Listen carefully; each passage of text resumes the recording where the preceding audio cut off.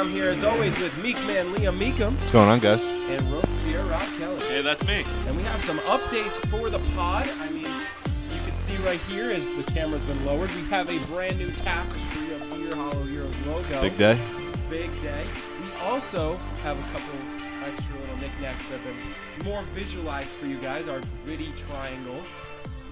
It's widowing. Our gritty triangle. And we also have a bunch of was- other cool stuff around here for you guys to look. If you Like see the new microphones we're speaking Yeah. into? You yeah. didn't talk about that? I'm actually trying to change the levels as we speak. Yeah, that's professional. That's way to be. Yeah, I'm just changing them. got new We were microphones. testing for like 20 minutes before this, too. Yep, We're changing and levels the now. the microphone levels are going to be changing thoroughly throughout this pod. But as always, I'm here with Liam Meekum and Rob Kelly, and we are going straight into. Okay, listen, I don't know if man. we can define this as going butchered this straight intro. into. We butchered the intro, but we've been through a lot today, so let's just call it a win that we got enough. to the intro. Liam was questionable for this pod today. Yeah, concussed. Concussion questionable. He's out for our basketball game tomorrow, and it's been a crazy day. But no time like the present to get straight into the top story. So, wildcard weekend was loaded with dramatics, starting with C.J. Stroud and the Houston Texans launching the Cleveland Browns and their number one defense right out of Houston by dropping 45 points on them. Then the Chiefs froze Miami's number one offense to only 7 points. And on Sunday, Jordan Love upset the Cowboys 48-32, but with 6 minutes left in the game, it was 48-16. When all hope seemed lost with close games, Stafford and the Rams gave it their all, but Goff's Lions got the first playoff win for the franchise in 32 years with a 24-23 win. Then on Monday, the Bills won in spite of a late game comeback by the Steelers, and the Bucs absolutely destroyed the Eagles to end wildcard weekend. Who do you guys think was the biggest winner, and who do you guys think was the biggest loser from last weekend? Let's go with biggest winner. We'll do that one first. It's gotta be the city of Detroit. Easily. What else could there be? That was the best storyline we saw all playoffs, and a playoff filled with storylines. 32 years without a playoff win It was is awesome. a long time. Against their long-term quarterback. Yes. They're long lost. It's Matt Stafford. I mean, The man who was ahead of this franchise for ever. But you could feel one of two ways about him. You could feel like, oh, he abandoned us. You know, he didn't think we were good enough. Or you could think he got us so far. He tried his best, but he just couldn't get it done.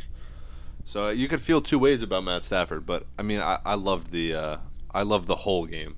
Rams Lions, great game. Really saved this weekend. First of all, Puka for the Rams was amazing. On fire. What did he On- have? 148 or something? 180 yards, I think. He went crazy. And then you also had the defense that decided to take the 10-yard penalty to push the Rams out of field goal range and then got an incomplete pass. Just everything about that game went so dramatically perfect for the NFL and for the Lions. And you got to feel like the whole country, if you're not a fan of the team that's playing, you got to be rooting for the Lions. You got to be. I mean, I was not. You don't like Goff, but hey, Detroit likes Goff. Fair enough. They As like they him should. now. As they should. They didn't like him before. They didn't like him the now. first 8 weeks he was there, and then after he got their first win, they liked him Yeah. ever since. So I think the Lions, I agree with you, they're the biggest winner in my opinion, 100%, but I cannot help but mention the Green Bay Packers. Jordan Love, whatever they do to these quarterbacks What are they in feeding them? Wisconsin, How is this happening? whatever they do to these quarterbacks in Wisconsin, they need to be researched because Jordan Love Don't even have your absolutely phone muted? Well, I actually needed it for our game time later, but now I know game. You needed your ringer on for our game time later? Yeah, I needed to know that game time's still going to be what it is. But anyway, but back to Jordan Love.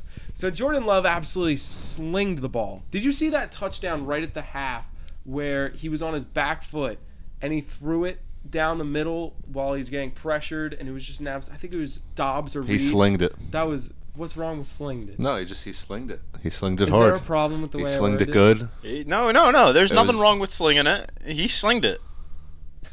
Anyway, I thought It was slung. also I have to say the reason why I said the Packers as well is because my stepfather the whole game, because I was with my parents during that game. Whole game, my stepfather said, "Yeah, that Justin Love," and he said, "You got to be a good quarterback if your last name's Love." And I was like, I kind of am a fan of Jordan Love now because of that whole phrase. So I think what's going to be forgotten is how important of a win that was for the Green Bay Packers. And how about Baker Mayfield? Oh my! Love that goodness. story. That was a good one. He outlasted the Browns, who didn't think he was good enough. Came back and beat underperforming. What was still it? 4 talented teams Eagles in team. 2 years? Was it 4 teams? He played for Panthers, Browns, Rams, and then Bucks. Bucks, yeah. 4 Yeah. teams in 2 years.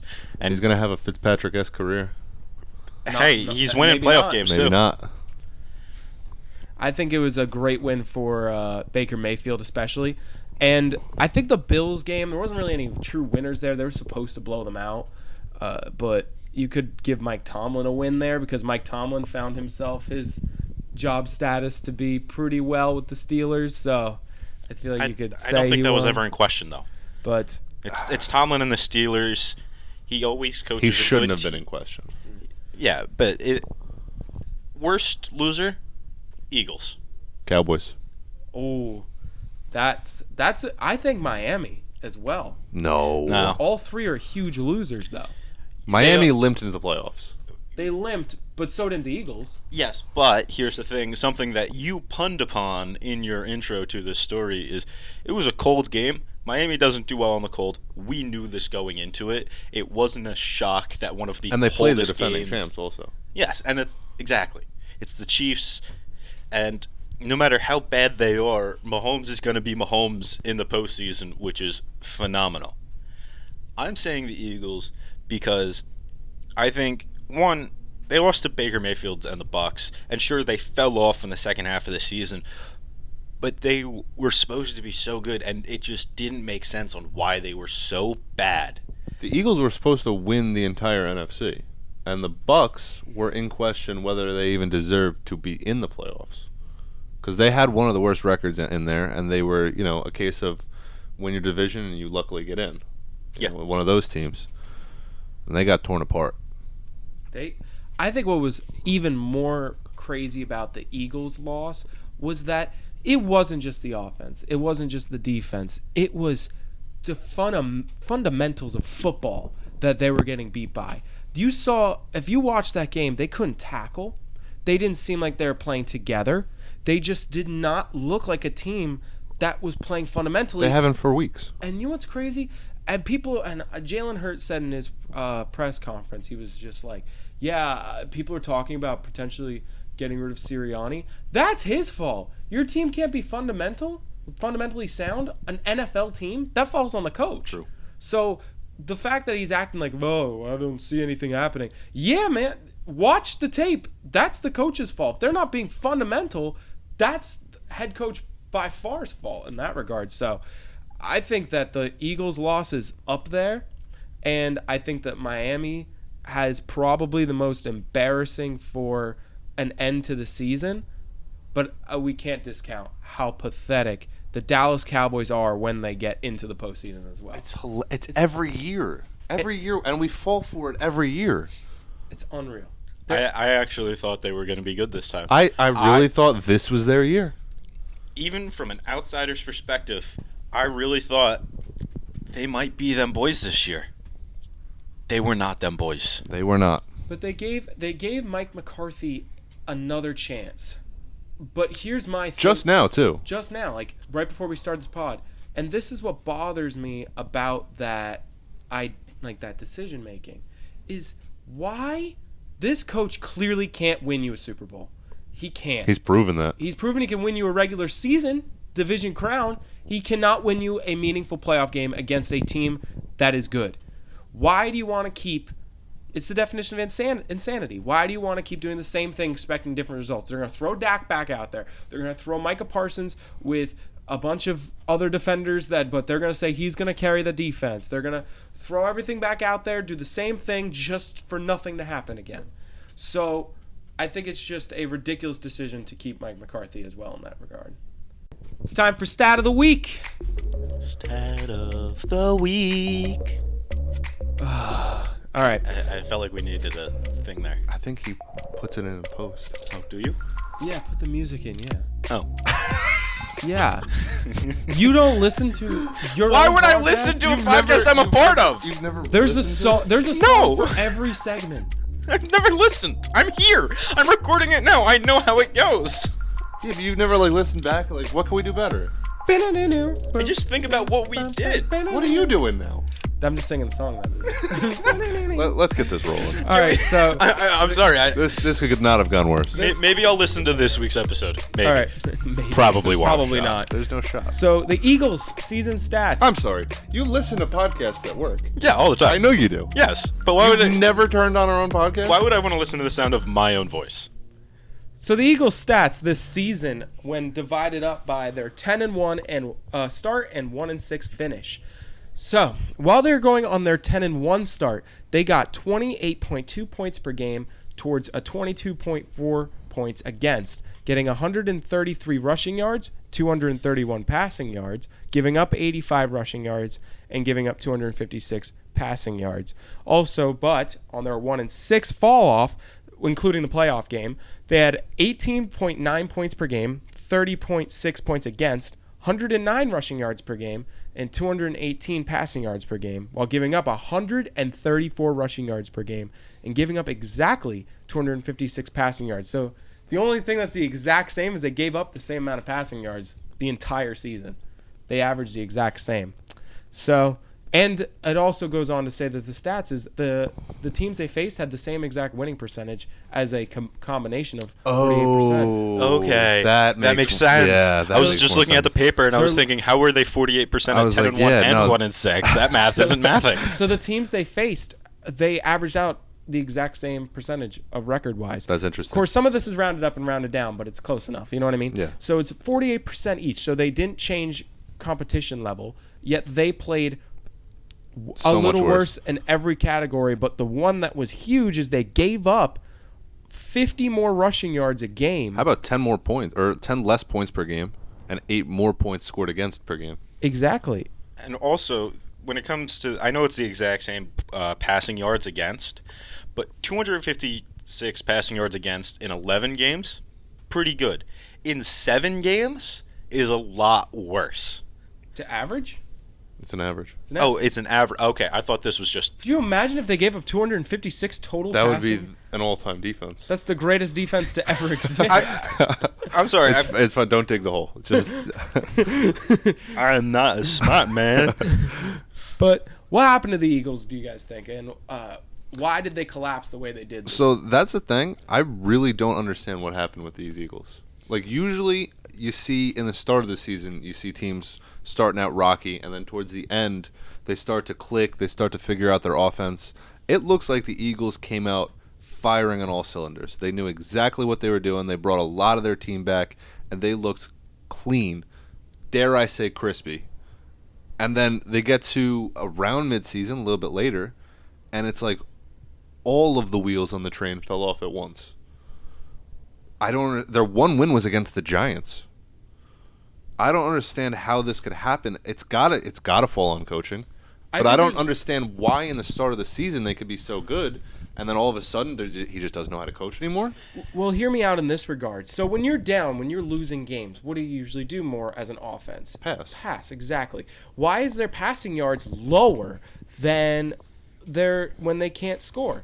Why is when the rushing goes down because they're losing, the passing yards don't go up? It actually decreased in average. So both rushing and passing decreased. Well, I feel like that makes sense. You're on a losing streak. You're just going to have worse stats in general. Get less yards. Your offense is going to Makes move sense. less. That makes sense for a natural team. And if they stop the run, the pass is harder. But this is the thing. You may have stopped the run. You may have been in this whole entire situation. But you have a top-tier quarterback that is supposed to carry your team through this all. And in the moments where they needed him through this 1-6 stretch, he averaged just over 200 passing yards a game. He gave his team 19 points per game. Unbelievable. We lost that of the week. But Well, Again. something you touched on when you were talking about the game in the wild card it wasn't just in the wild card that you saw the loss of the fundamentals. You saw that in the last half of the season, especially when it came to tackling. Their tackling, when you watch these games, was abysmal. The time in and time out, it was just bad. Now, yes, the offense put up less points, but the defense also allowed more points. It's not like there's a clear and obvious side of the ball that was better or worse after, when they started losing more. Both sides of the ball just got worse. And it's hard to pin that on a player, which is why it does fall on Sirianni and the coaching staff. Either you were too predictable as a team that teams figured it out and were able to play against you much easier, or you just lost a connection with your team that you had, with the players. I mean, I can understand the defense because they went through two defensive coordinators. A lot of weird stuff going on. I'm not even going to try and dissect it, but A lot of injuries, too. Yeah, absolutely. But two defensive coordinators throughout a season does not bode well. You're pretty much saying this system doesn't work. We got to go to a whole new system mid-season. Obviously, it didn't work. But the offense, there's no reason that it shouldn't have clicked. They have so many weapons. They're running the same offense. They have the same old reliable tush push every time they need it. It never really got stopped until the Bucks. Yeah. So I don't understand, with all that, how you can manage to still not go past the first round, let alone get the first seed. Because I thought they really should have had it. This is also something that I noticed throughout, that there was a lot of non-brotherly love in that Eagles locker room, it felt like, towards the end. And even during their winning streak, it felt like something happened in that locker room that they'll never mention. They'll never tell anybody ever. There were a lot coming out about A.J. Brown. Exactly. But they'll never tell you the full story till it's been a decade from now. So something happened in that locker room, I think, that drove the team apart, at least temporarily, in there. I think some words were said, an action was done, a betrayal had occurred. But here's now my thing. Again, I think this Eagles team was perfectly built.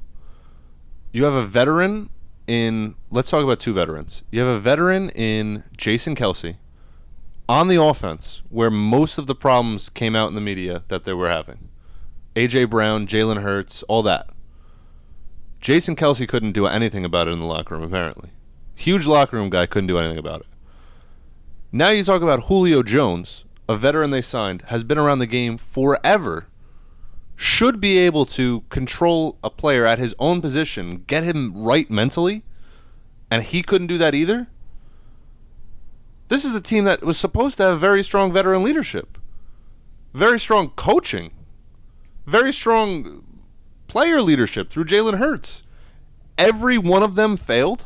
How is that possible? It's just I don't. It doesn't make any sense to me. Because you're right. You have these players, like especially like Kelce and Jones, who are known leaders throughout the game. But if they're where I'm thinking it is the disconnect between the coaches and the players. Because if you do have this one disconnect between a wide receiver and a quarterback, there are other wide receivers. You have the running backs, and you still have the defense.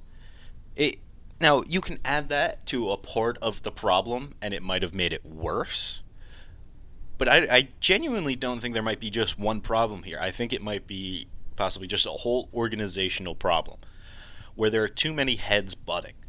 There are too many people saying the offense needs to be run this way, no, this way. Probably the same with the defense, which is how we saw the coordinator get fired halfway through the season. It kind of came out of nowhere. It absolutely did. And there's also the disconnect of coaching. So you lost your offensive coordinator and your defensive coordinator, and now you're stuck with Matt Patricia calling the defensive plays. How does he have an NFL job after all the things he's done? So it's just an absolute mess over there in Philly, and I can't wait to see the actual reason. But I feel like the person that has to take most of the blame are two people. I think it's got to be Nick Sirianni at number one, and then Jalen Hurts at number two, because that is your team. Jason Kelce, Brandon Graham, and Fletcher Cox, Julio Jones, all those veteran leaders are one thing, but you're the quarterback. You're the highest paid player on that team. You are the guy. deserve to take a lot of blame, and for a lot of turnovers he's committed as True. well. So I mean, A.J. Brown as well. him and A.J. Brown have been a huge part of the problem, but Jalen Hurts deserves to take the shoulder of the blame because you are the quarterback. You take the responsibility for the losses because you get the most credit for the wins. I agree.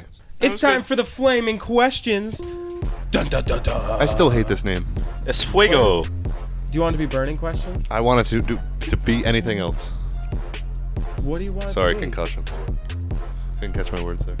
What do you want it to be? Do we have to work The this? big old question. That's the worst one. What'd you drop? This My balls on your face. This All is right. our worst episode. All right, cool. It was my Let us know if phone. you think it's our worst episode on social. Don't let us know. So, Let Ben know. He'll read them. question number one. We'll What- all read them. I guess so, yeah. Question number one. What matchup are we most excited to see in the NFL divisional round? Who has the most on the line? Josh Allen, Patrick Mahomes. Yeah, that's a good one. But That's a also- great one.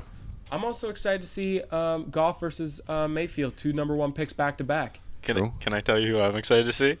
I'm really excited to see the Ravens play the Texans. It honestly could be a really good game. It could, like, CJ Stroud is looking really good as a rookie quarterback in the playoffs, and it's the Ravens. It I also love the might Ravens. it might be 64-12 also. It could very much It depends be on how the 64-12. 1 seeds come out if those games are going to be good. But Because we you know, never know with that bye week. we never know know. we know the 3 seed versus the 3 seed games are going to be the ones that are going to be crazy. Yeah. Those are going to be those are guaranteed like prime time good games. But I think I don't know if we're guaranteed a good game with Bucks Lions. Well, that could be a blowout for the Lions, right? It could be. Yeah. But the most on the line for this coming week is Lamar Jackson. If Lamar Jackson goes 0-1 and gets bumped Why did you say that like it was a fact? Because I think it's a fact. It's my opinion, but look at this. He needs to win this game because if you go 1 and done, that's gonna hurt his legacy in a big way. Because it will prove that he can't win in the playoffs, and people will hold that against him until he wins one. You know what? You might have got me there. I might have to switch sides here. Because look at if Because- Mahomes loses, he lost to what people are going to consider as the better team right now. Allen loses, he lost to the defending champions. Stroud loses, he lost to the number 1 team. Same Packers. And he's a rookie. Bucks and Lions, they're not used to it. You could argue a million different things for how that game comes out. And the Niners would be an embarrassment, but at the same time, you could argue that the Niners could it's like they maybe got hurt or there's excuses. They maybe got hurt. They maybe got for example, Brock Purdy or CMC gets hurt mid-game, it's So if Lamar gets hurt mid-game, it's still on him? true, fair. But my point is at the end of the day, if you're going to put one person with the most on the line, it's So Lamar I Jackson. just think Can I have I think my it's counter here? 1 second, hold on. I Okay. think it would mean a lot because it would almost put them in the realm of the Cowboys, where it's a great regular season team.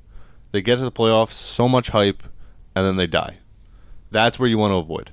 Okay, now, you have a great argument. I'm not countering that Lamar Jackson has a lot to prove because he does. But the one I'm going to flip it on, and I'm just going to say, is Josh Allen. Because you can be a great quarterback, but if you can never beat the Chiefs ever, where are you going to go? And he's had so many chances in the postseason. True. Pretty much every year, we'll see the Chiefs and Bills play each other. Now, some years we don't, and that's fine. But we see it happen a lot. And we see it happen a lot throughout the regular season. And we know they can beat them in the regular season, but it's the postseason where it matters the most, right? Mm-hmm. And if he can't do it consistently, and it's always just going to be the Chiefs winning it within the last 2 minutes of the game, where's Josh Allen going from there? I believe Allen versus Mahomes, he's 3-1 in the regular season and 0-2 in the postseason.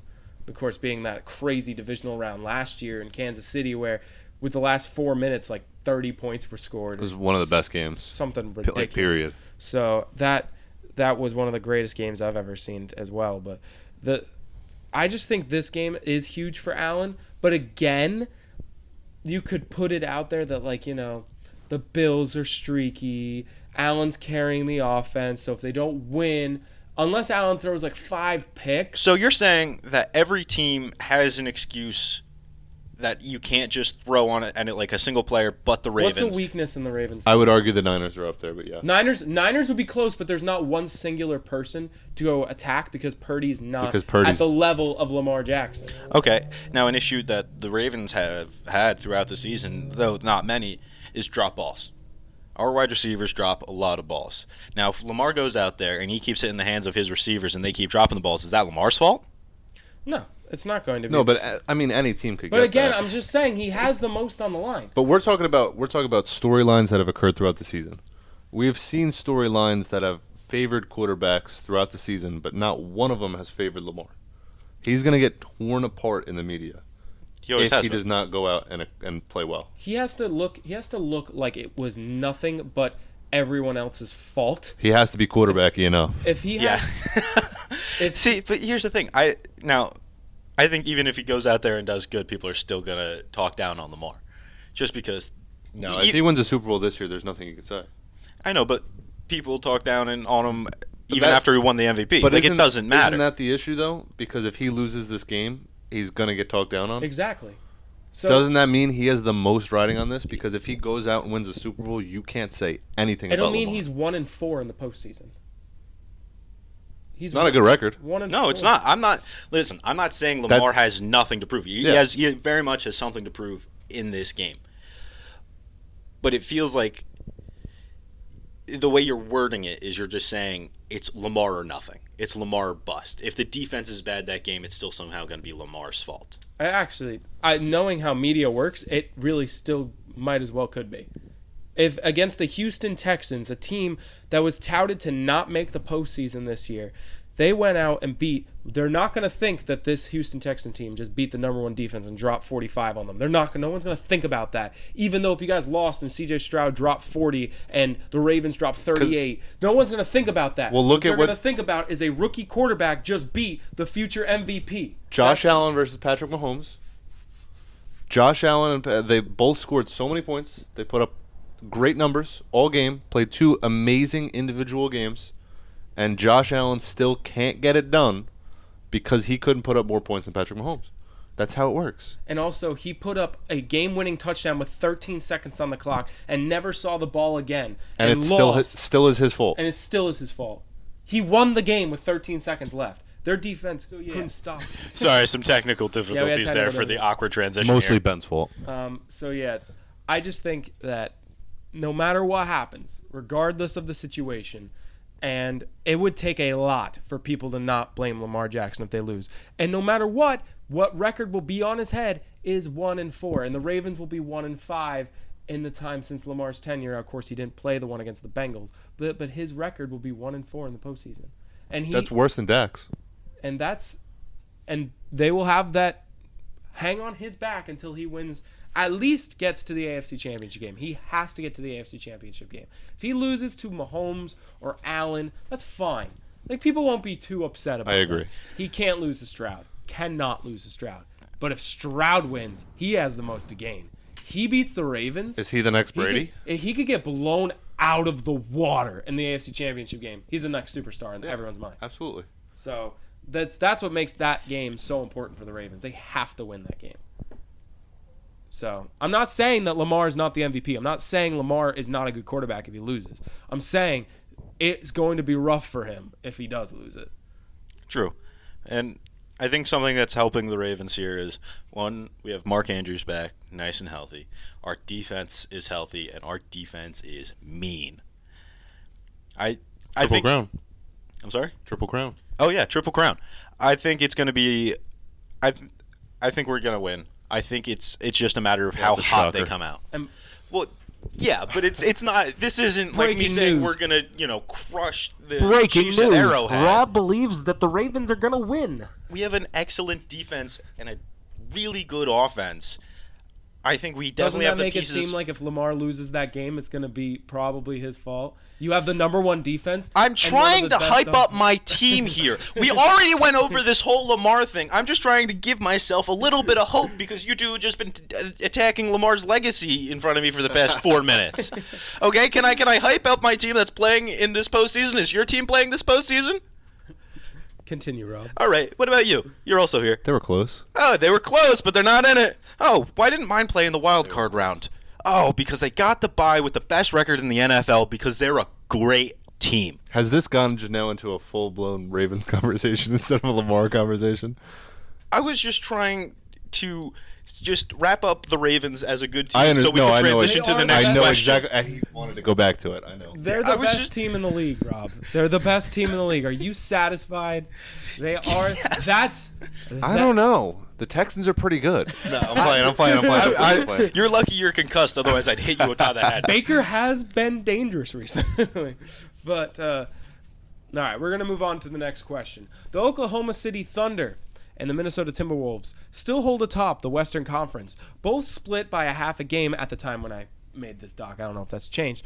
But the Thunder have been ranked as the number 1 team in the league. If only you had something in front of you that would be able to tell you anything on the internet, including an NBA score. I honestly, on this computer, has the audio, and this computer has this TV. So I really don't have much to do here. But there was a third option that's in his pocket. Oh, true. But you guys yelled at me last time. I was going to say, don't encourage that because it's going to come out and it's going to start ringing. But anyway, the Thunder have been ranked as the number 1 team in the league twice in the last 2 weeks. Which one of these teams do you think have a legitimate shot to defeat the powerhouses in the West like the Nuggets and Clippers? Neither. Whoa, why? They just don't have the experience. The Timberwolves are just a disaster waiting to happen. They've had the worst culture since I can remember. And don't get me wrong, I'm rooting for them. They're genuinely my favorite team in the Western Conference. They have been since I started watching basketball. I really like the Timberwolves. I just don't see a possibility where they are a finals team. I don't see it. The Thunder, I have a little bit more faith in, but I still think they're too young. And I think Chet is very injury prone, and he's a big part of that team. I think Shea is one of the better players in the league. Don't get me wrong. He's third in MVP voting. As he should be. He's fantastic. But he needs a little bit more help, I think. I agree. I think that this team is very good bench-wise. They have one of the better benches as the OKC. Oh, depth Thunder. Is phenomenal. They have great depth. I just feel like their top side is a lot more like it's a Shea, you got Chet, and that's really like... They're a bottom-heavy team, which usually you don't see win championships. Yes, but you see them get to the Western Conference and Eastern Conference Finals, though. They usually face the team with superstars, and the superstars overpower them. So what you're really expecting here, if you want to go on a run, is either Dort and Giddey, or which you don't really want people to. He actually the court just came out that they dropped all charges. Oh, he's a good dude. No, awesome. He's not. Ben endorses Joshua Giddey. No. Please, we all share this show. Let's not. You're dragging yourself. He loves him. You were just telling me before that's your favorite player of all time in any sport. He just bought every version of the OKC jersey of him. You love everything he does. What's wrong with you two? Anyway. You know what's going to be the worst? I wouldn't have said it. Someone's against me. They're going to pull just the clip of you saying that, not the part where I'm guys, annoyed. Pull this clip and post it online, everywhere. You're horrible. Why? You're despicable. Anyway, so I think that you want like one of the starters that are alongside Shea and Chet, not Giddey, to step what about up Gritty? Like Dort. Like you want him to like be more of an offensive presence. We've been waiting for Dort to step up for a while, and he's kind of proven he can just. He's a 3-and-D player. He's either one of the better bench players or he's the 5th guy on a starting team. He's a really good defender. Yeah, so which is nice for especially so Shea. I'm sure you don't have to pay him that much. I haven't looked at his contract recently, but I'm sure you're not paying him that much. He's a good piece. Mm-hmm. But again, you need that championship player because. I hate to say it, and I hate this about the NBA. Bench comes into play less during the playoffs, in my opinion. The starters just play more minutes. The starters play more minutes because exhaustion isn't as much of a factor. You play through it. You have to. You're going to see your superstars playing almost full games. And so you're going to probably trim down rotations a little bit. You're going to go more of like 7-mans instead of maybe 8s or 9s. You're going to see the bench get less minutes together, and it's more of a cohesive unit because they want everybody to have chemistry throughout the playoffs, so they kind of keep in the same guys. So That's why I think bottom-heavy teams don't do as well. You see them do well, and they'll get you to the playoffs because they'll play together and they'll play well. But once you're rotating in one, maybe two bench pieces at a time instead of 4 and 5, It's not as much, yeah. they're used to playing together. It's like the A team switching up players with the B team, and they're just not. The grooves aren't there. But I think that definitely I agree the OKC has a better shot. And I feel like it relies either A, on them being well coached, because using that bottom heavy team, it requires a lot of expert coaching to utilize your players at the right times. That's what the Heat did in their runs, is their bench players came as huge factors because they used them at the right times and they put them in for the right minutes. So that's going to be a huge thing for OKC, especially come playoff time. But the thing with the Minnesota Timberwolves, they go as far as Anthony Edwards will take them. And let me talk about that real quick. So my biggest thing is I think they're going to get exposed. And there's a couple ways they can get exposed. I think Cat, not a strong leader. I think he's soft. And I do like him. I like his play. But I think he's one of the softer superstars in the game. Rudy Gobert, on the floor, cannot do anything outside of the paint. Just drag him out. If your center can shoot, you can beat the Timberwolves. It's as simple as that. And the second something goes wrong, I have a bad feeling in my gut that Anthony Edwards will not step up, and I'm not sure why. I don't see him as a leader. I see Cat as the leader in that locker room, and I don't think he's a strong enough leader to get them there. I can't help but agree with you, but I do feel like I'm more optimistic than you. I don't see Anthony Edwards doing it, but I wouldn't be surprised if he does. You're fired. That's it. Pack your things. We're gonna hire a new host. I've had it. I'm sorry. You dropped our picture. I can't believe it. Can you believe this guy? Your phone ringing, he's dropping things. I'm killing it. I'm the concussed one. I'm killing it. Yeah. Well, you're also sick boy over there. So Sick. I'm not coughing. I have a concussion. sick boy. Hey, it's okay. We know words are hard. We'll get through this. We'll the get lights through are it. really bright for him right now. Yes. That's why he looks like this. Literally. Yes. All right. So, and the last question is: the Yankees have gotten numerous. You're fired. The Yankees. I was hoping we were just going to move past it. The Yankees have gotten numerous acquisitions, such as Juan Soto, Marcus Stroman, Trent Grisham, and Alex Verdugo. They have been in talks with Blake Snell, and there are rumors of Dylan Cease and Josh Hader. Have the Yankees had a successful offseason? If not, what moves do they need to make? And Liam, I'm basically kind of kicking you out of this question. Rob, He looks like he's going to die if he doesn't answer, so go ahead. Rob, go nuts. No, they have not done enough. The simple answer here is no. They've done well, and they've done really good with Juan Soto. And sure, Alex Verdugo is a good piece. I hated that they signed Stroman. It was the one pitcher on the market I did not want. I love it. I'm sorry. I like it. I think it was a good pickup. I like Stroman. He's known to not go long. He's injury prone. He doesn't have a consistently good ERA. I like Alex Verdugo. He's a good lefty bat. We always need another lefty bat. We just still need solid bullpen pitching, which is where someone like Josh Hader would come into play. But Josh Hader has a large asking price, and I don't think that the Yankees want to spend money on pitching, which is crazy because they're the Yankees and they're known for spending money. Only they could free up space with one of their hitters. Maybe like a power hitter that's older than their. Someone that they wouldn't miss on defense. There's and no a power- salary cap in baseball, and they're the richest team in the league. But you just said they don't want to spend the money. Yeah.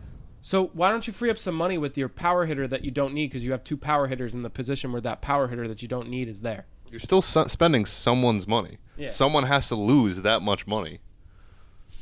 I understand that, but listen, in the terms of success of an offseason, it's not done yet.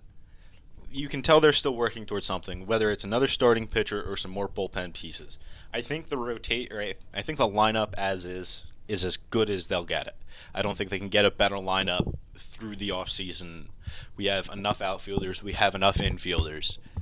If anything, they'll trade for more bench pieces. It's really the rotation that needs solidifying at the back end, because you have, I don't know what order these pitchers are going to go in besides Garrett Cole up front. Then we have Marcus Stroman. And then we have Nestor Cortez, right? Rendon? Not Rendon. I don't know. Angels legend Anthony Rodon. don't forget about Spencer Strider. But it's the back end of the rotation where you have people like Clark Schmidt, where it's not a solid starter. Mm-hmm. And so I think they're probably looking for another solid starter. I think Blake Snell's asking price is going to be too high, much like Josh Hader. And I think they're probably going to get someone more like Dylan Cease that they'll have to trade for, or Corbin Burns, someone that they'll have to trade in order to get. I think Corbin Burns would be my favorite. As a Yankee fan, I think I'd be most excited for Corbin Burns. But when it comes to the Yankees and their offseason, I think it's been a successful offseason to get better and find yourself right back in that World Series picture. But you ain't winning no World Series with those guys against the Dodgers that are there. And whoever comes out of the NL, I don't see them winning the World Series against whoever comes out of the NL. I think the Dodgers are going to be too powerful if they're there. And I think whatever team that got lightning in a bottle to beat the Dodgers is going to be too red hot for the Yankees to handle. So I don't see a ring out of this team, but I do see an appearance in either the Final Four or the World Series. I see a close loss. And I see a delusional little man sitting in front of me. Rob, stop sitting like that. Do you feel the same way? I know the Yankees aren't going to win the World Series this year because it's going to be the 2024 Baltimore Orioles. I've been saying this for years, right? And I love this Yankees team. I love the way it's been built, but the 2024 O's are going to be phenomenal. And so I think this team, give it a year, maybe two, they'll be able to put the pieces together to actually finally win a World Series. And I think it's going to be amazing to watch the Orioles beat the Dodgers in the World Series this year. Wow. I have nothing else to add. All right. So let's go to game time. It's time for game time. All right, guys. You guys ready for this game time? What game is it? That'll tell you how ready I am. How ready are you? Yes. Okay. It is ball. Oh, I'm so ready. I'm a ball knower. All right. I'm starting off this year hot by winning some games. I really want to win some games this year. I'm going to say the standings You better hope I'm severely concussed. So far, the standings at game time right now, Ben is 1-0, Rob is 0-0, and Liam is 0-1. I just want to put that out there. I'm undefeated. So In a game he made. And if I win this one, my only win will be against a concussed person. These standings are going to be so skewed unless I lose. It's going to be an asterisk win. So this is going to be ball, but there's going to be a little bit of a twist in ball this game. All right, this is going to be NFL. Twisting the balls. Twist it! Heyo. All right, so there will be a twist, and it will be. Oh my God. So Stop saying. So the twist will be. Twisted shout! All right, twisted shout. But. just start talking. All right, I'm sorry. Do I need to be here for this?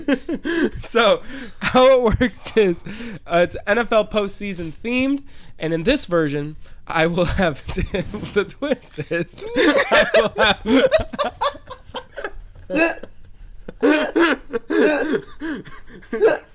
How am I the most professional one on this show? You're brain dead. It doesn't count. Brain dead? I have a concussion. It's the same thing. I'm not drooling on myself. Tomato. What can we say? Oh my goodness. So the difference in this version is. Hold on. It's game time. There we go. Oh my God! Just watching Liam just get more concussed as this happens. So every question will have different point weights. So some questions will have 2 points, some will have 3, some will have 4, and I think there's one with 5. Ooh. Also, every incorrect answer is -1 point. And once the first player has buzzed, the next player has 7 seconds to answer, or they lose a point. And finally, if nobody buzzes after 15 seconds to start the question, I will spin a wheel to see who loses a point. I have a question. What? So if I answer and then Rob doesn't answer, he loses a point? Yep, and then it's back to you. What if he just declines to answer? Then we can just move on. Yeah, sure. Okay. So wait. Does he still lose the point? Yep. I lose a point just for not answering? Correct. So I lose a right. point if I answer or don't answer. So if I answer wrong, So you I might don't as well lose just more points than not answering. you might as well just shout something out, is what he's saying. Okay. Yeah. So He'd rather us spout nonsense than try and keep our Makes integrity. for great TV. Yep. All right. So are you guys ready? I guess. Again, if you think you know it quickly, you use the buzzer to buzz in. The buzzers are right there and right in front of you, obviously. So, are we ready for the first question? No. Okay. Yes. So, this question is worth 2 points. What two NFL teams have played the most against each other in the NFL playoffs? So these two teams have matched up against each other more times than any other two teams in NFL playoff history. Rob, I'm just going to go with the 49ers and Cowboys. no. That is incorrect. It's a great answer. I'm gonna go with the Colts and Patriots. Incorrect. Next answer. Wait, now if I wait 7 seconds, since we both answered, do I Yeah, still lose a yeah, point if I -1. don't And shout there's it? a 7 seconds. I'll go now. Wait. He's asking a question. Oh, sorry. How about this? If you both get one wrong, I give a hint for the next round. Okay. Okay. So the hint is to make this faster. One of the teams that were mentioned is one of the teams in this matchup. Okay. Could be all 4 of them. So, but only one has been named. So one has been named and one hasn't been named. Well, yeah, there were That's 2 in separate conferences. Yeah. True. If they were both named, we would have just been right. Oh yeah. Go ahead. I'm going to stick with the 49ers and Chiefs. No, that's what? I was going to lose the Patriots, point. Ravens. No. That was a Incorrect. good one. 49ers, Chiefs, they're in separate conferences. All right, the hint is NFC team that wasn't mentioned in the second round.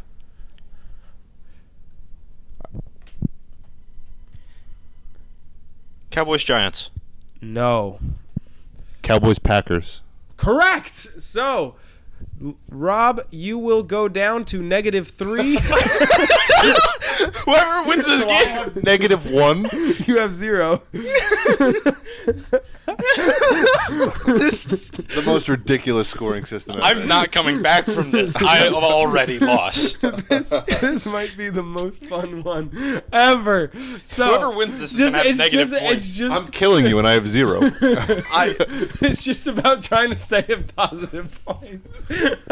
Ben designed a game just so I would lose. All right, And so that was a 2-point question. Can you imagine a 5? all right, so the next question is, what NFL team has the most playoff losses of all time?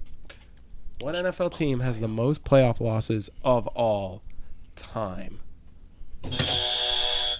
Rob got it? No. All right, Liam. Cowboys. No. Rob. The Browns. No. Okay. They don't often make the postseason. I know, but they're also one of the oldest teams in the NFL. All right, Liam, you're up. 5, 4. Packers. No. All right, Rob. Steelers. No. Good answer. Oh, by the way, you earned 2 hints. So, Oh, yeah. the first hint is it's an NFC team, and the second hint is that this team did not make the postseason this year. In fact, they have a top 5 pick. An NFC team with a top 5 pick. Liam, you are up. The Bears. No. There's only one left. Oh, no, there's 2 left. That's not true at all. There's 2 left. Right? Yeah, 2 left. There's actually, really, if you think about it, it could be 3. Yeah, true. Giants. No. Cardinals. Correct. So, Liam, you are back at 0. Where am I? -6. Okay. I'm all right, Liam. Congratulations, you've won the It's game. not done yet. I know All it's right, not, but you've won. The next Okay. question is worth 2 points. Which NFL team has the most playoff wins of all time? Rob. 49ers. No. Patriots. Correct. And You didn't lose that many. I didn't lose that many that in the time. standings now, Rob is at -7 and Liam is at 2. I love this game so much. Why didn't you just make wrong answer 0? No, this is It more. would have just made the scoring less goofy. That's the point. This is so much more fun. All right. So next question. This is worth 2 points. Which Really start digging me out of this hole. Which NFL team had the most Super Bowl wins in the 1970s? Most all time in the 70s or most in the current period of From the 70s? 1970 to 1979, which team won the most Super Bowls? Rob. They've been my first answer for everything. 49ers. No. Okay. This team. The Bears. No. This team has had a very illustrious history, and they are one of the top teams of all time, primarily due to their run in the 1970s. Cowboys. No. Liam, you are up. Packers. No. So, this team is a AFC team that had their huge run off their defense in the 70s. Their defense was iconic. Steelers. Correct! And -5. just like that, No, Rob, worse. at -7. I gained I'm back 0 to 0. ground. And Liam, you are back to 0. I stayed the same exact Worst amount of scoring points ever. I had at the bebeginning of this round, and I actually got the answer I am so right. thoroughly enjoying this game. I'm losing my mind. All right. So the next question, I'm glad you're losing your mind because the next question is, and this one is worth 6 points. Oh, get me to You just said it was up to 5. Yeah, I gotta up these point words. So the ones I get right, you don't up, but the ones he can still get right? You can still get this one right. So instead It's of -7. carrying out the bad game, he doubles down on how bad it is and just makes it change At least- completely. Yes, but at least we're still only losing 1 point, and we're not losing 6 Can you points guys for comment this. what you think of this game? Do you think it's ridiculous, I'm gonna or do you shoot think this is myself. entertaining? This is If anybody even understands what's going on. All right, so worth 6 points. How many quarterbacks how many non-quarterbacks have won Super Bowl MVP? Worth 6 points. How many Super Bowl MVPs were non-quarterbacks? 6. No. And after you guys both answer, I'm just gonna say higher or lower on one. By the way, if you're within That's been 7 seconds. I've been 10. counting in my head. no, if you're within two, I'm just gonna tell you you're right. No, you're changing the rules of this game because we're idiots? Okay, No, this was fine. your idea. Get it exact. All right. By the way, both of you are way too low. 17. No. All right, Liam. Oh, it's Super Bowl MVP. Yes. 40. No. What? No. That means only 10 quarterbacks have won Super Bowl MVP. So I'm concussed. So higher or lower than So 17 and 40? obviously higher than 17. It's in the middle, right? Lower, yeah. It's Okay, like go in the ahead. middle. 22. No. 39. No. Rob higher, Liam lower. 28. 28. All right, and Liam. 29. Liam, both of you lower. I thought he was going to say Liam lower, Rob higher. Wait a minute. Yeah. 26. No. And Liam? 27. No, both of you lower. Rob? 24. No. 25. Correct. You could tell by his face it wasn't 24 because he was disappointed I went higher. Because he thought I could win it. If you just looked at him, you would have won. The score is 2-9. I don't want to know. I don't want to know. It's 2 to -12. I love this game. I love this game so much. What's the next question? All right. We gotta do this but baseball version. Just answer. What's the next question? Dude, he's going to crap himself. Just ask a question. Oh, okay, hold on. All right, next question. Who won the Super Bowl in 2003? February of 2003. Who won the Super Bowl worth 4 points? Who won the Super Bowl in February of 2003? So on the day, I think it was February 2nd of 2003. The Rams. No. Good news, you're still in the positives. You don't have to buzz. Rob. The Patriots. No, your hint is that it was during a Patriots dynasty that this team won the Super Bowl in between. So the Patriots won one Super Bowl, then this team won, and then the Patriots won 2 Super Bowls afterwards. What is this team? February of 2003. 3, 2. Whoa, you can't just answer. What do you mean? It's a new round. We're not just flip flopping back and forth. We had the buzzers, This is don't the way we? we've been doing the whole What? time. Just let him have it. Fine. He was I didn't- counting down. His Fine. negative- I'd rather you guess actually. So I don't know why. His not. negative The Okay. Packers. No. Okay. No, definitely not the Packers. That didn't help me. I'm between 2 teams. I'm just gonna say, this could be a stupid guess, the Panthers. No. It was a good guess because they were in the Super Bowl the year after. So There you go. That's what I was. Yeah. your hint is the NFC won this Super Bowl with head coach John Gruden. Liam. Tampa Bay. Tampa Bay is I correct. thought we had to flip flop. I was like, you better answer, dude. All right, so Tampa Bay is correct. That is 4 points for Liam, and the score update. Oh man, I forgot about that. It is 4 to negative 14. So, next question is, which teams, this is worth, I'm going to make this one crazy. This one is worth 8 points.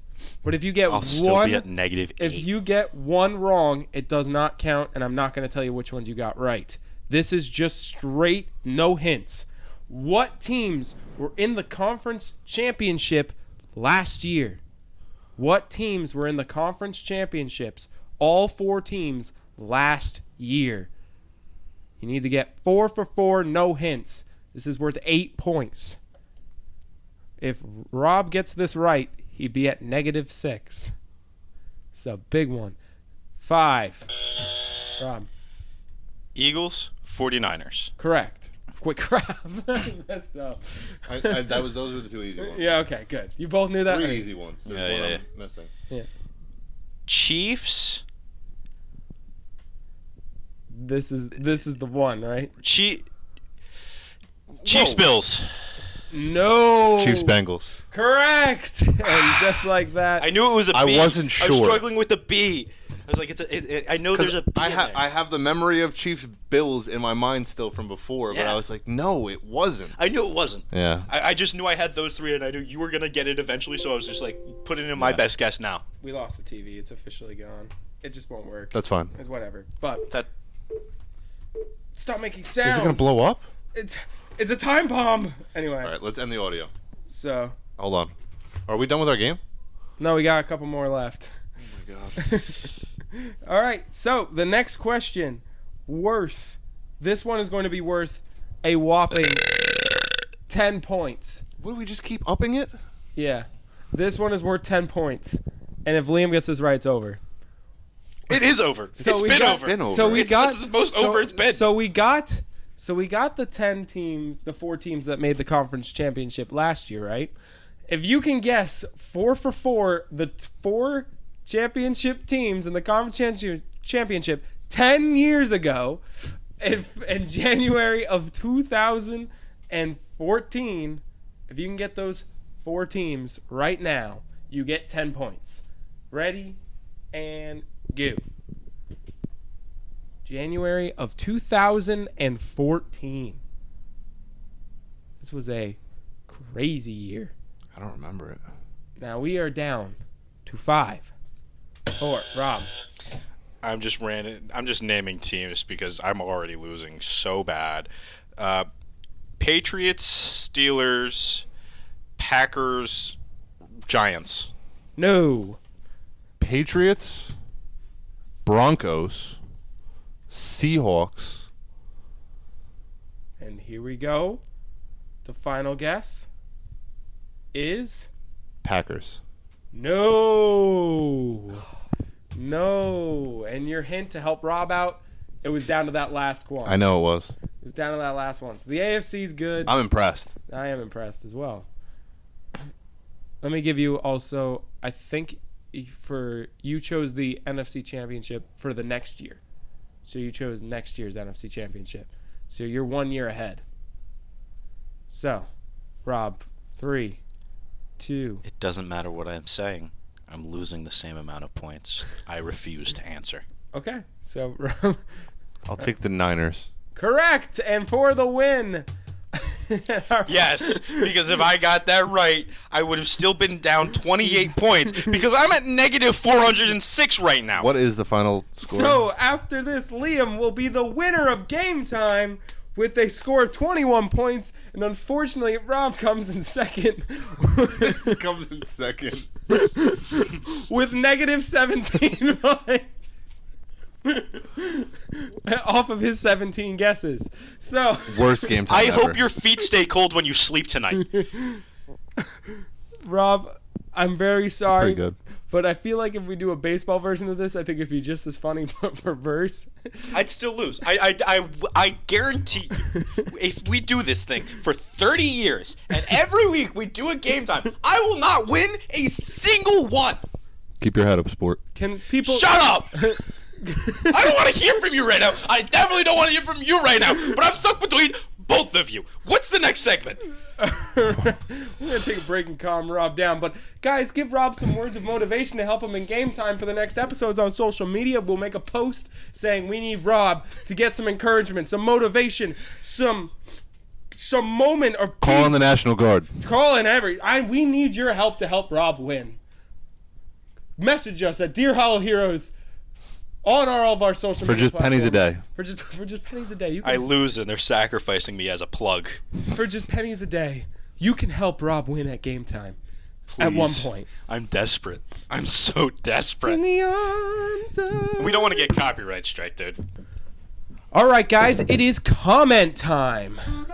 We're going to get into it, guys. I asked you guys to comment on an Instagram post and a Twitter post, and I thank you guys for some of the ones, but I went off of first come, first serve. So we have the top 3 people that commented first. And number 1, our first comment was Justin, who was actually our roommate. He was really nice because he did it like right after.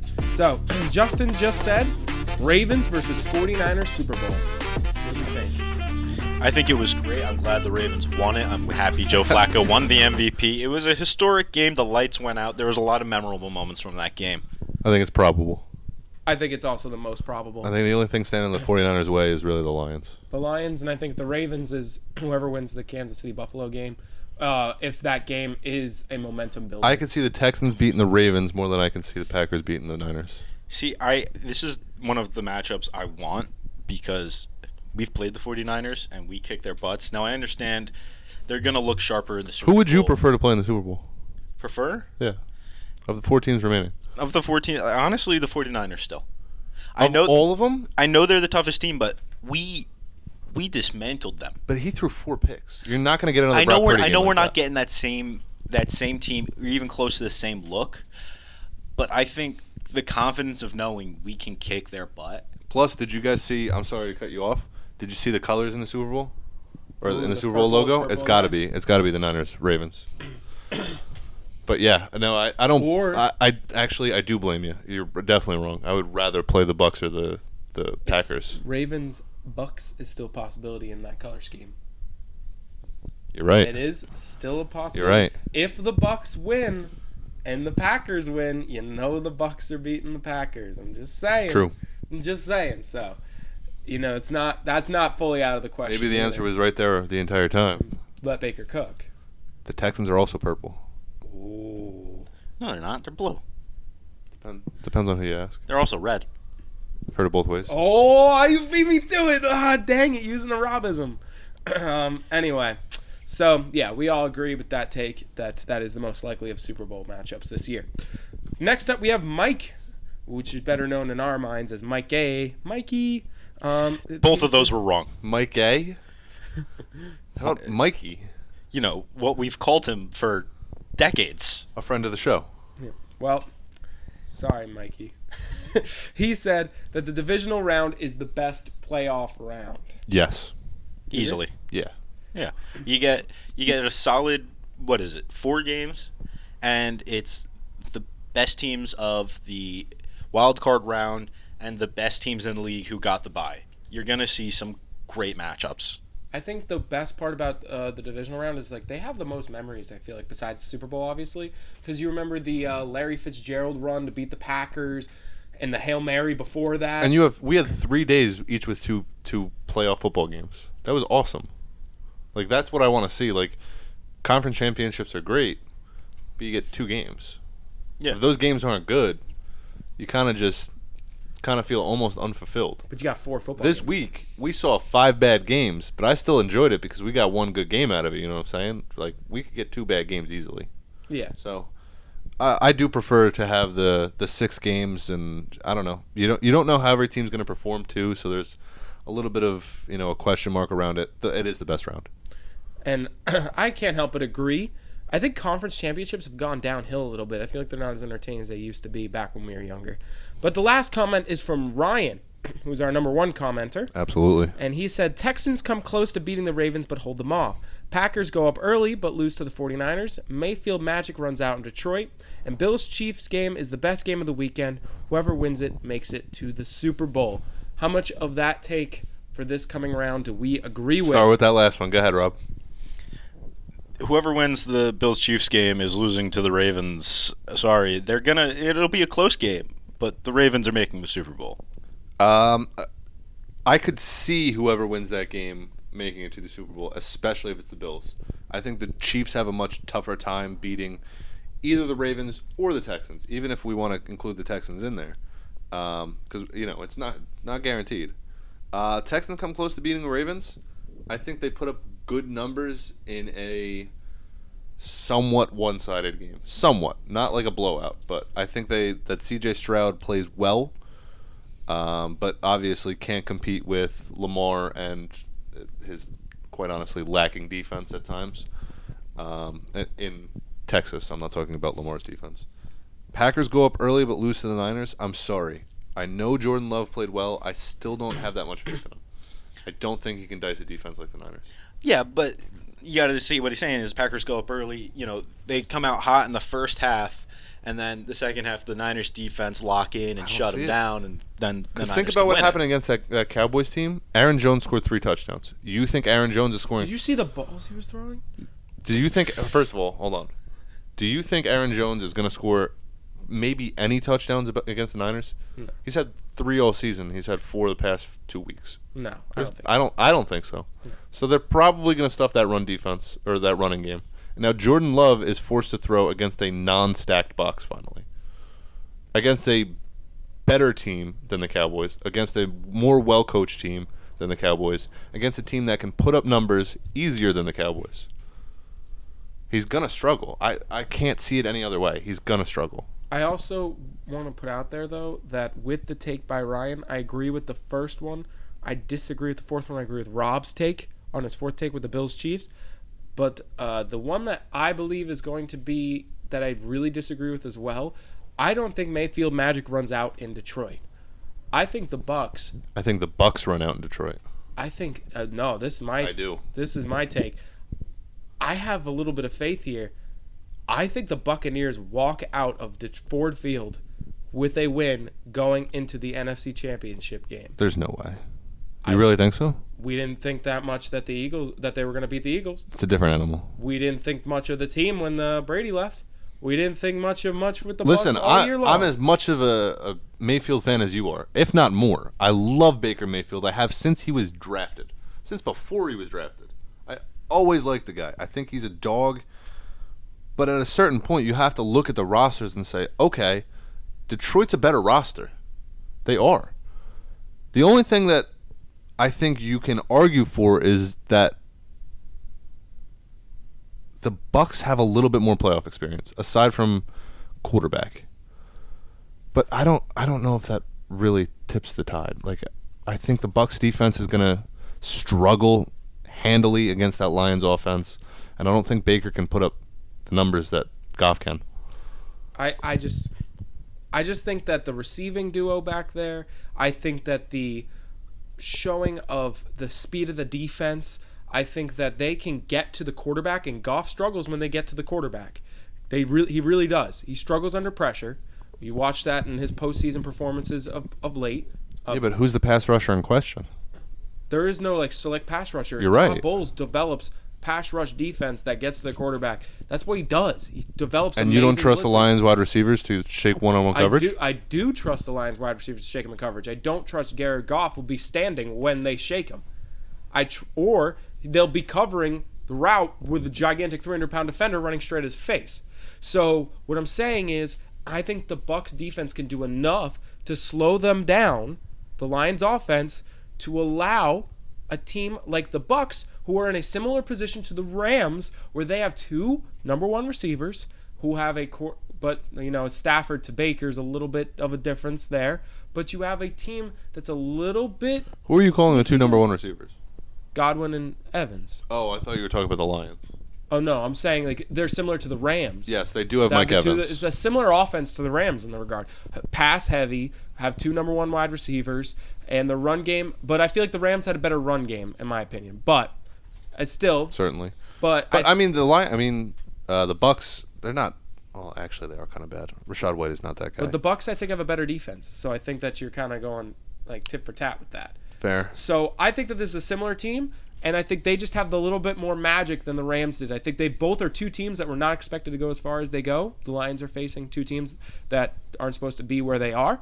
But I think the Bucs have that little more coming off a playoff win momentum, which I think will help them have a chance to really win this game in Detroit. So, anything else? I'm good. Thank you, Ryan. Thank you, Mikey. And thank you, Justin. And we're going to go to locks and upsets. It is time for locks and upsets. Yay. Don't we again edit this in post?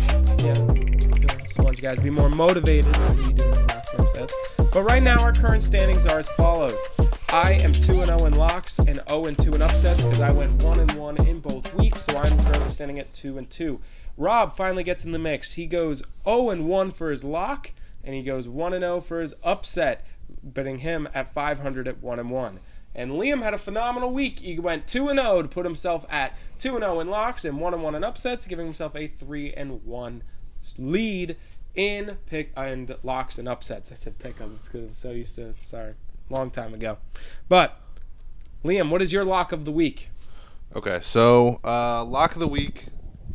I don't think we talk about this sport enough. It's why do you guys always do this? Because you're exhausting. Just say it. Okay, I'll just get it out there. Bills over Chiefs. Oh. Yeah. Psych, you really thought? Thought? Come on. Give me the League of Legends in Korea, the national championship, okay? Give me D plus Kia at minus 700. That's a steal, by the way. Hammer it. Over Breon. It's easy. Conference championship, it's happening. Can you please just message me a picture of your odds so I can just go from there? Has he not been following? No, I don't follow Korean. I think World as soon Warcraft. as he says, Liam, what's your lock, he just tunes out. But anyway, Rob, what's yours? Ravens over Texans. It's my lock. Lame. My lock of the week is that the Pistons play 3 games from our recording to our next recording. The Pistons play 3 games, Timberwolves and 2 times against the Bucks. I predict they go 0-3. What if they only play 2 games? What if one gets canceled? Do you lose your lock? Yes. How about this? From now until next Tuesday, if they don't win a single game, they don't win a single game. That's my lock. I would like to change my lock. I don't think the New York Giants will win a single game from now until the time we record next week. I'm not changing my lock. It's just as likely. You're right. All right, for upsets, I'll go first. My upset of the week is that the Bucks will defeat the Lions. And Rob, what is yours? Mine is that the Timberwolves will beat OKC on Saturday. The Timberwolves are the underdog by less than half a point. I was going to say, it's very got to close. be slim. It's very close. Give me the Chiefs over the Bills. Chiefs over the Bills? So your lock is the Bills. I'm getting one. Ends in a tie. All right. So I would love to thank you all for listening. You can follow us on socials at Dear Hollow Heroes. You can also email us through dearhollowheroes@gmail.com. Message us and let us know what you think of the topics we discussed, or take of your own. Listen to us on most platforms where you get your podcast. I'd like to thank Liam and Rob, and I hope you all have a wonderful rest of your week. Thank you all. Please help me. Please. Yo, good job in the game today. I want to kill you. I have 17 reasons why he struggled. I am so sad. Please help. Help a Robin. Help a Robin. I hope we cut all of this. Help a Robin.